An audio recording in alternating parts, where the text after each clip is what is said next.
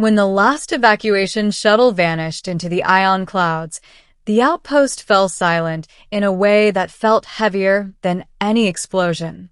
I stood alone on the landing platform, the metallic wind tugging at my jacket, staring at the stars that had already decided my fate. The invasion had swept through the border systems faster than anyone predicted. Earth Command called it a strategic withdrawal. Everyone else called it what it was, abandonment. Everyone except her.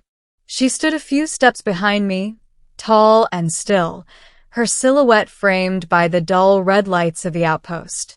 Caliph of the Virex Dominion. Former enemy. Temporary ally. The only other living soul within 100 light years. Her people had invaded this sector months earlier. My people had fought back. Then something worse had arrived, an extinction fleet that didn't care who ruled which stars. Survival had made strange partners of us both. You didn't have to stay, she said, her voice calm but not cold. Alien voices always sounded wrong at first, like the universe had mispronounced itself. But Calith's voice had grown familiar. I know, I replied. But I did. She studied me with eyes that reflected faint streaks of gold in the low light. Virex's eyes were built for darkness and battlefield awareness. They missed nothing, especially not hesitation. The outpost was small, designed for rotating crews. 2 sleeping quarters. 1 operational. The other had been breached during the last skirmish. I sealed the door behind us as we entered the living module. Emergency power hummed softly. The air smelled faintly of ozone and burned circuitry. I shrugged out of my jacket and tossed it aside, exhaustion finally catching up with me. Caliph remained standing. You should rest, I said, gesturing vaguely. We'll need strength if the scouts return. If, she corrected. I nodded. If. There was only one intact bed. It was narrow, human-sized, built for one. I noticed her glance toward it and then away again. A subtle thing. Most humans wouldn't have caught it. I did because I'd spent months watching how Virex commanders moved, how they concealed uncertainty behind discipline. I sat down on the edge of the bed and shifted to one side, creating space. There's room, I said. We don't know how long we'll be here. She didn't move. Instead, she stepped closer, her shadows stretching across the floor. Her presence filled the small room, not physically threatening, but undeniably intense. Virex warriors were taller than humans, stronger, evolved under higher gravity. Caliph had fought 3 battles alongside me and saved my life twice.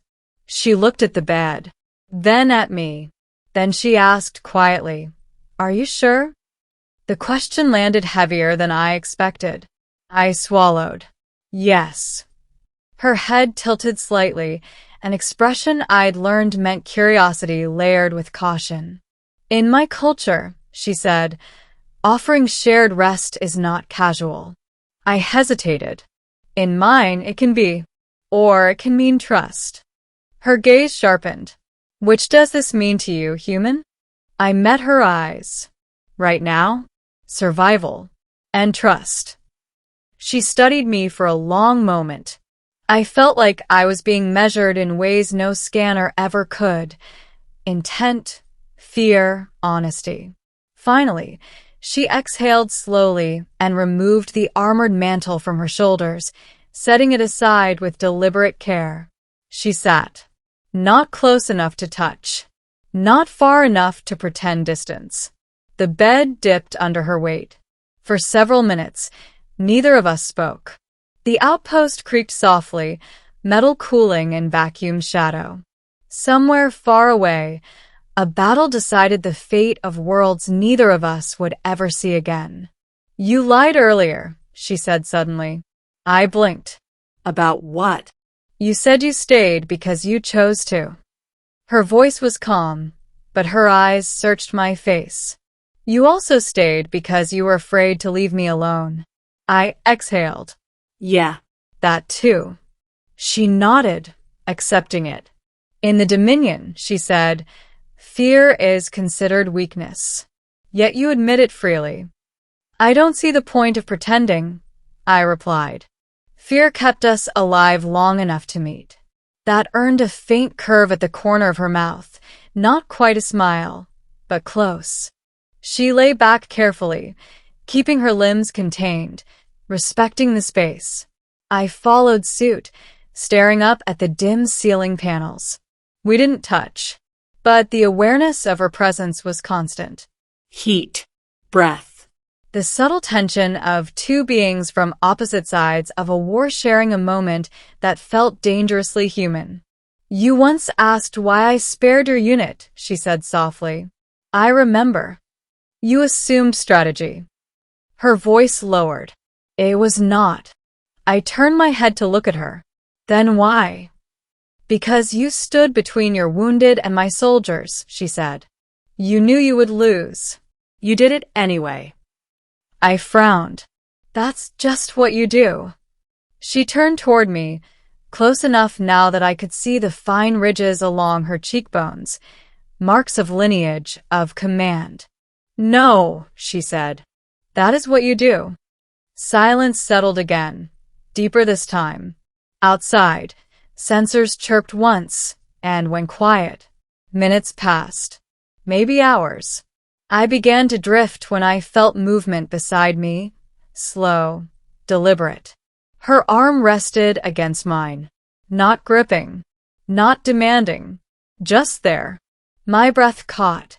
Caliph, I will withdraw if you wish, she said immediately. Say the word. I considered it. The war. The galaxy.